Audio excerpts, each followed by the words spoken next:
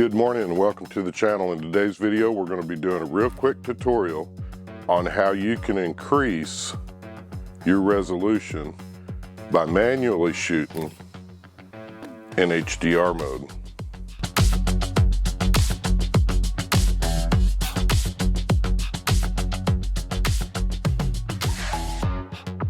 Welcome back to the channel, guys. I told you after we got through all the nuts and bolts of the shooting in manual mode, we was going to start having a lot more fun.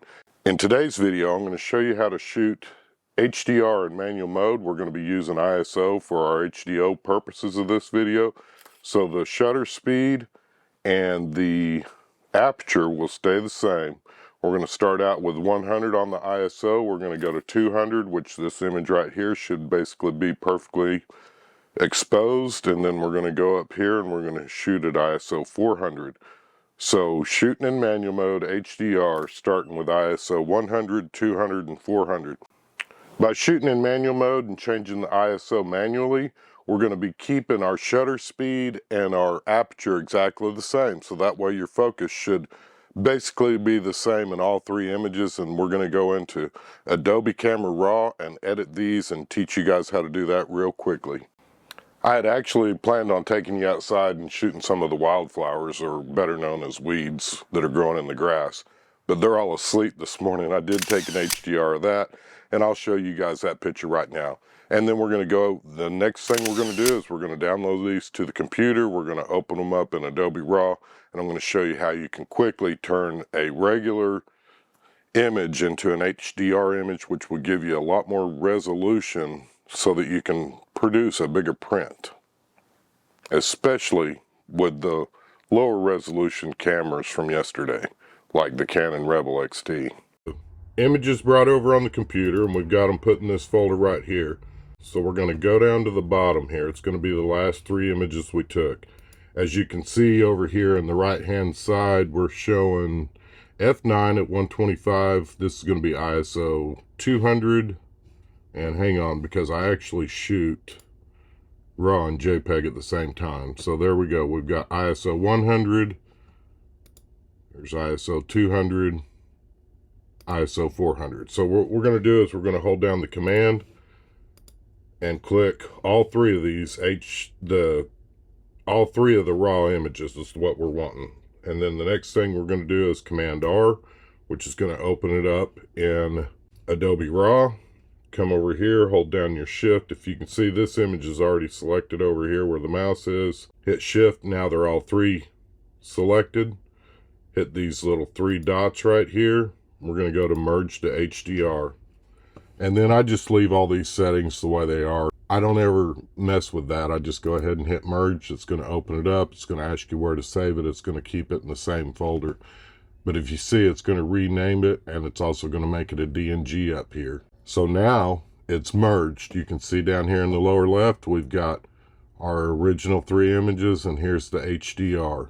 We can do quite a few things here in Adobe Bridge, or Adobe Raw, I'm sorry, without even going into Photoshop. And what we're going to do to keep this video short, we're going to go ahead and we're going to show you how you can we're going to get rid of this bottom down here, and then we'll bring that down a little bit and just kind of get it in the thirds, if you will. And then we can go back over here. This is going to be this top slider up here at the top right is going to be your adjustments of all the images. If you want to do something fancy, we can come over here with the linear gradient. This, pushing this button here, go to linear gradient. It's going to pop up a new window. Hold down the shift key. That'll keep that dragging straight. We can come over here to the exposure and kind of dim it down some. Do the same thing, create a new mask, linear gradient, come up here at the top, hold it down, and it will make it kind of straight. Do the same thing, bring your exposure down some, we'll make another mask. We're going to do this to all four sides. So again, we're just using the linear gradient. Holding down the shift key will help keep your linear gradient running the right direction, and just kind of bring it down, kind of watch it as you're doing it, and make it where it kind of matches, because it should be brighter on the left hand side, since that's where the light was, than the right. but we can kind of level it out doing our own little gradients here. So again, we're going to drag from the bottom up, holding the shift key, and I'm going to bring that up quite a bit higher. We can bring our exposure down a little bit, and that's pretty sweet, huh? Next thing we're going to do, we're going to create a new mask, and we're going to do select subject. And look how well that's already selected our main subject. We can bring the exposure up just a touch, bring the contrast up a touch. Shadows I normally bring down some. And again, guys, we're just doing a basic edit on this. The next thing we can do, if we want to do the same thing, we can come in here, do the select the subject, and you see these three little dots right here. We can invert that.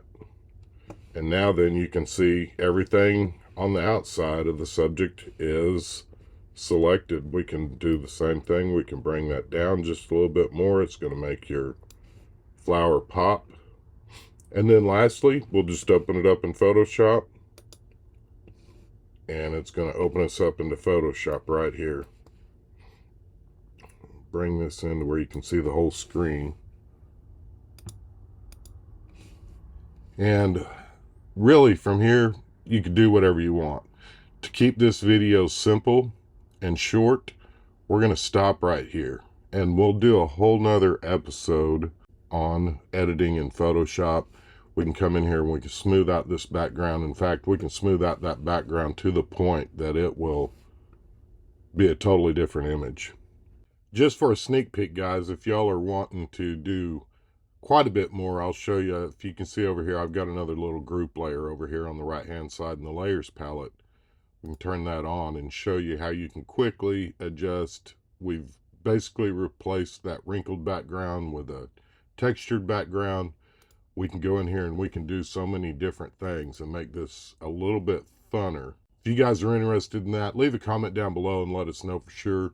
I don't want to waste your time, but if you'd like to learn more about Photoshop and ways you can change your textured background, that type of stuff, leave a comment below and let us know. Again, if you like our video, give us a big thumbs up. We appreciate your likes, comments, and subscribes. As always, may you have a blessed week. And let's go shoot some stuff. If you guys aren't aware, we do have a Facebook group, and starting in March, we're going to be doing a photo a day, and it's called Inspired by You. I'll leave a link down below. Love for you guys to come join us over there and just have fun with that Facebook group. The group. It'll just make it fun if you guys come over and you can join along with that Facebook group, and we can all continue to learn together. Again, that's half the fun, is just kind of learning. It makes it a little more personal instead of just here on the channel. You can't do as much, so we've created that group to help others, and we'd love to invite you to come over there as well. As always, may you have a blessed week, and let's go shoot some stuff.